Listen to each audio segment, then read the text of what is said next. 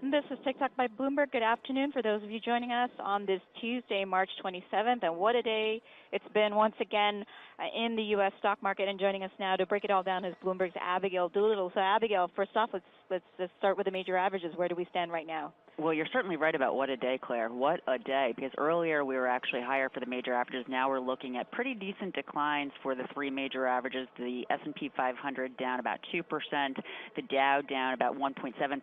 But what really stands out, the tech-heavy NASDAQ down more than 3%. The same is true for the NASDAQ 100, worse than any of the days last week. The NASDAQ is on pace for its worst day since February 8th. So last week on a weekly basis, it was the worst week since January of 2016 for the NASDAQ 100 actually since August of 2015, but on an actual daily basis right now down more than 3%, and again the worst day since February. And what makes it so interesting, Claire, is not just the fact that stocks were higher earlier, flip-flopping between gains and losses, and then actually pretty decent gains that then gave way to the sell-off we're seeing, and it started very, very slowly with the NASDAQ selling off. And the trigger appears to be NVIDIA. Last week it was Facebook, last Monday, but this week it was NVIDIA right around noon when a headline came out that the chip maker is temporarily suspending its self-driving car program. That headline sent those shares from being modestly to nicely higher down, and at this point NVIDIA is down about 7%, at the lows down 10%, at that point on pace for its worst day since 2011. Now that's interesting because about 6% of their total revenue from an end user standpoint comes from the automotive branch, but just that headline risk. And NVIDIA is up more than 100% over the last year, so this momentum stock, so all of a sudden you have this negative headline. Investors just seem to be using any reason they can to sell stocks, considering all the uncertainty that we've had recently. So NVIDIA, that momentum target this week, similar to what happened with Facebook last week. And speaking of headline risk, and you just mentioned one of them, Facebook, what's the news surrounding Facebook today that we're seeing? Oh, gosh, Facebook, Claire. Since over the last 7 days since the data crisis erupted and the company has struggled to deal with it, stock is down more than 15%. Today, down 4.9%. And this, of course, is investors wonder how the company will deal with it in terms of the FTC probe. Will it bring about fines? Will it bring about regulation? And it is said today that CEO Mark Zuckerberg has decided that he will testify before U.S. lawmakers. Investors seeming to not like that, considering that the shares are, again, down about 5%. Really an extraordinary sell-off there, and that is probably one of the reasons that we saw the entire FANG trade turn lower, because I'm going to pull up a GIP chart right now of Facebook and take a look at the declines earlier today. So at one point this morning, Facebook was actually modestly, slightly higher, and then right around 10:45 when those headlines about Mark Zuckerberg testifying before U.S. lawmakers came out, just a steady slide, taking with it seemingly Amazon, Netflix, and Alphabet. Apple, another big slider there. Earlier today, up 1.4%.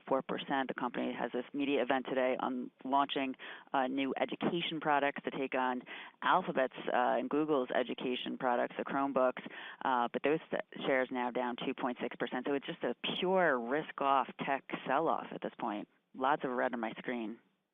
And so speaking of tech, shout out to Mike Reagan on our Bloomberg Markets Live blog. He had an interesting point. He said, and I'm just going to read a little bit, he said that it'd be tempting to chalk up the tech weakness to company-specific news, and we just talked about some of them. But he's saying clearly it's a wholesale dumping of the whole sector. What are your thoughts on that?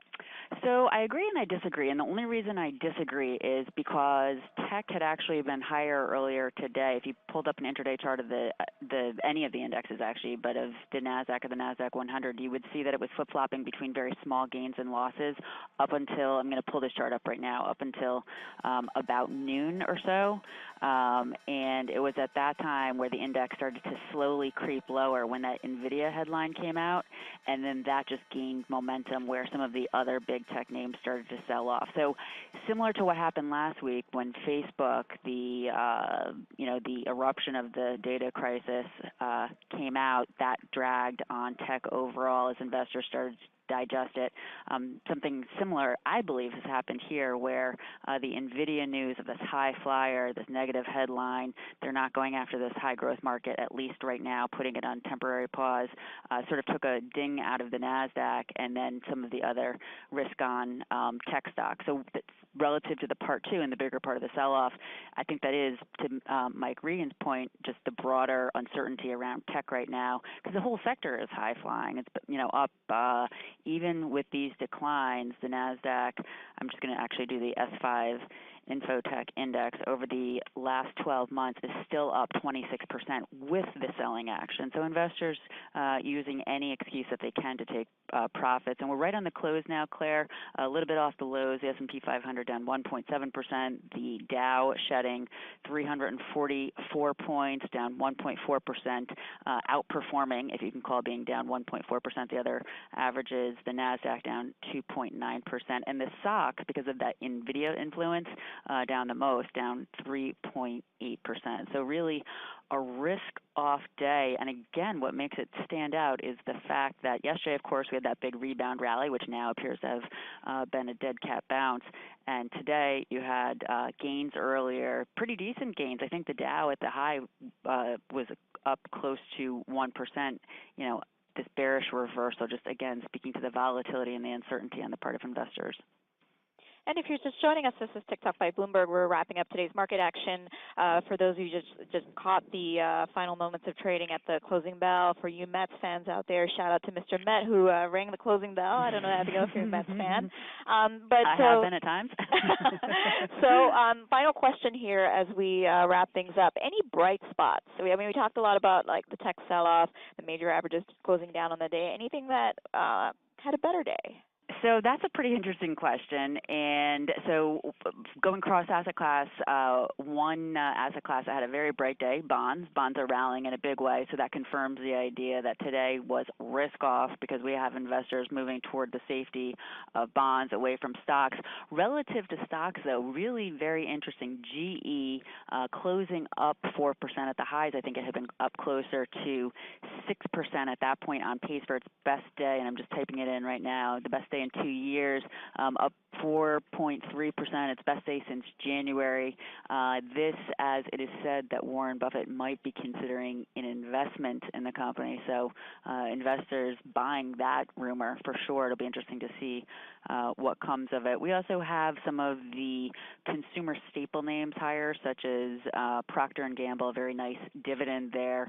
Verizon higher dividend there as well. And interestingly, from a sector standpoint today, earlier at one point, all 11 of the S&P 500 sectors higher. Right now, on the close, tech down 3.5%.